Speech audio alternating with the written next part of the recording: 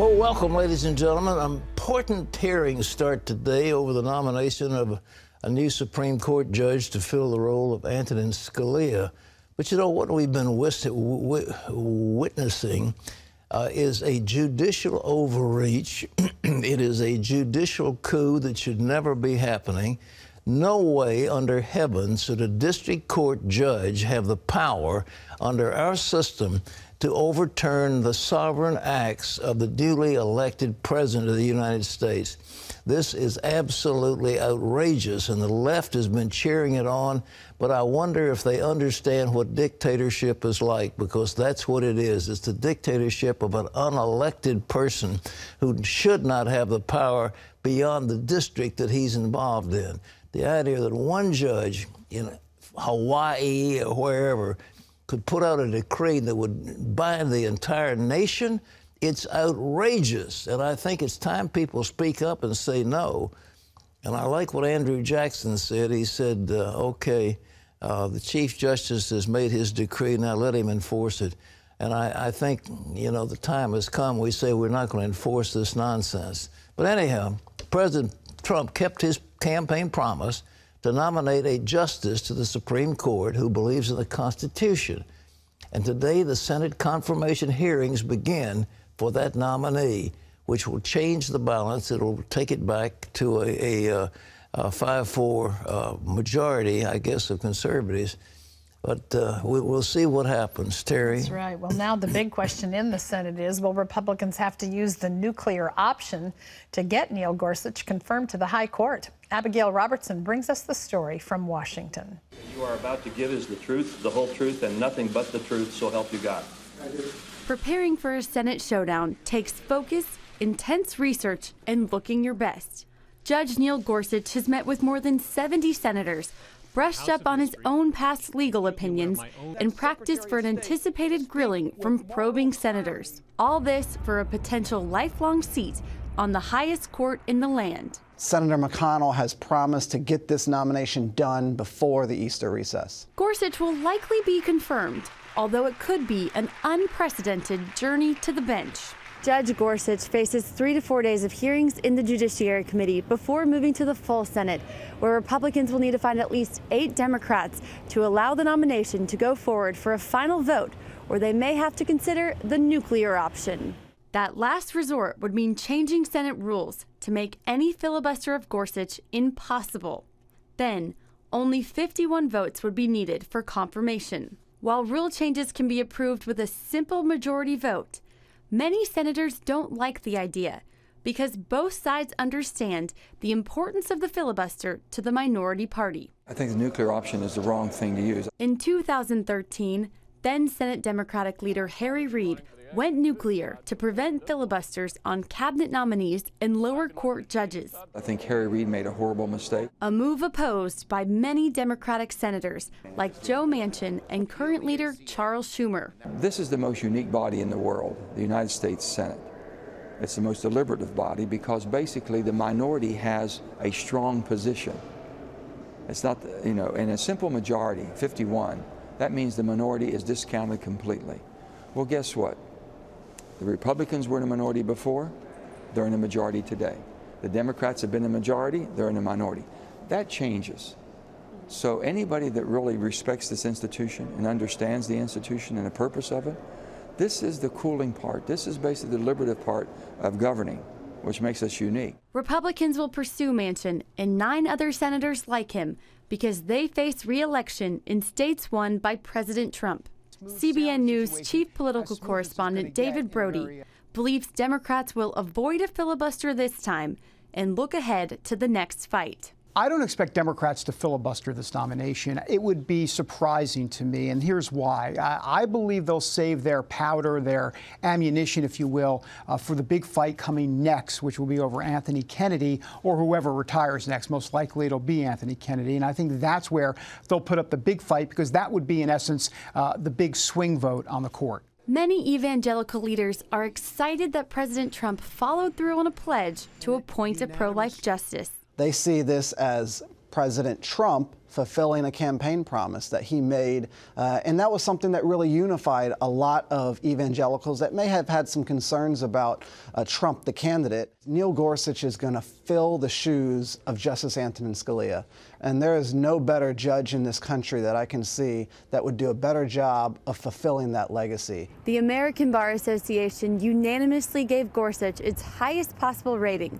We'll soon see if the Senate agrees. Reporting from Capitol Hill, Abigail Robertson, CBN News. You know, it'd be impossible to find a judge more eminently qualified than Gorsuch. He has a distinguished career on the bench. He was unanimously approved for a federal appeals court. He has sterling academic credentials. You know, where would you find a reason to oppose him? Well, our CBN White House correspondent Jennifer Wishon is with us now from the White House. Jennifer, do you agree with your associate that they won't filibuster this one? What do you think? I do, Pat. You know, a senior White House official tells us that they are preparing for a smooth sail this week.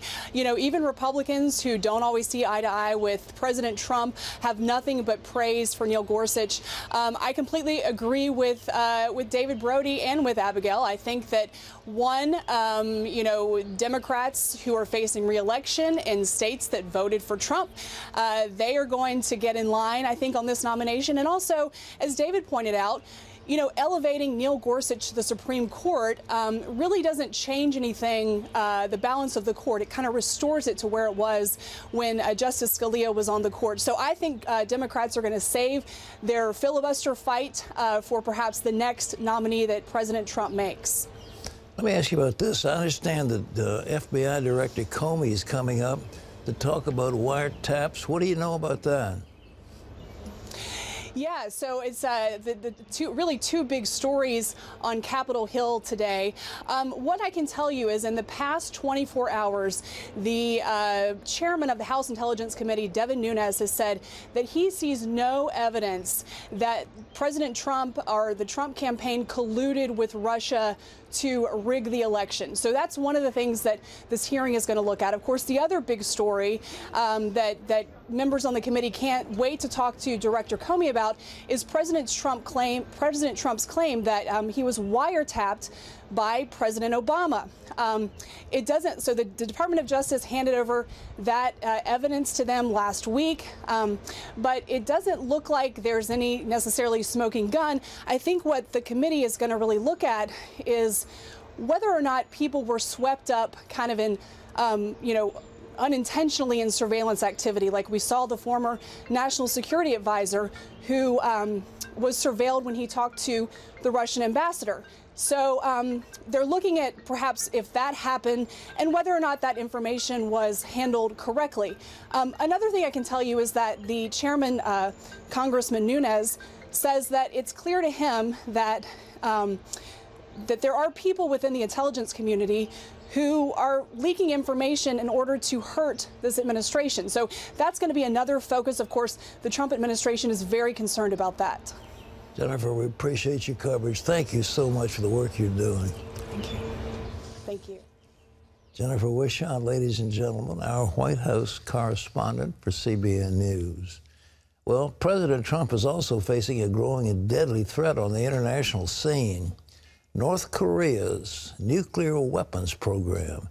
The communist country tested a new rocket engine system over the weekend, which is supposed to have the power to launch a missile all the way to the continental U.S. George Thomas has that. North Korea's official news agency called it another miracle and said this latest test was a great event of historic significance for the country's space program. Judging from these pictures released by the government, the communist regime's dictator Kim Jong-un was apparently all smiles as he watched his generals over the weekend launch a new high-thrust rocket engine at the Sohae launch station. Kim was surrounded by ecstatic soldiers after the test, some of whom appeared to be weeping, others jumping for joy, and one general even got a piggy bag from the dictator. Kim called the test the March 18 revolution, claiming that it marked a huge development for his country's satellite program. which she insists is for peaceful purposes. The U.S. dismisses that claim, saying it believes North Korea is working to develop nuclear warhead missiles that could reach the United States. The engine test comes after the regime conducted 5 nuclear tests and a series of missile launches in defiance of the United Nations.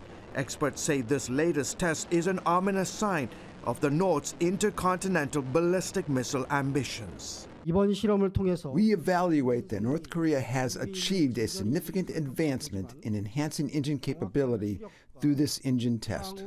President Trump blasted the dictator, tweeting on Friday that North Korea is behaving very badly. Secretary of State Rex Tillerson, who is traveling in Asia, said America's attitude toward North Korea has changed. Let me be very clear. The policy of strategic patience has ended. Tillerson has said the North has nothing to fear from the U.S., but he also says diplomacy has failed. He's warned that the U.S. would consider a preemptive military strike against the regime and has called on China to do more to rein in its North Korean ally. George Thomas, CBN News.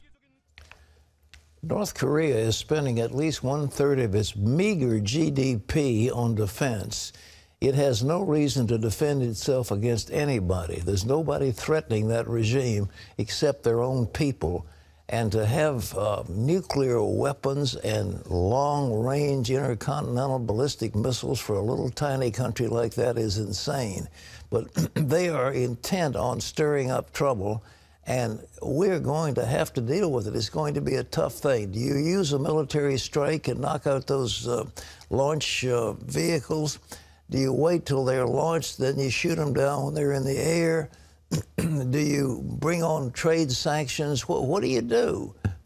The big problem that South Korea faces is that the South Seoul is right at the DMZ, and the North has a number of conventional arms ready to incinerate South Korea, Seoul, and other cities down there.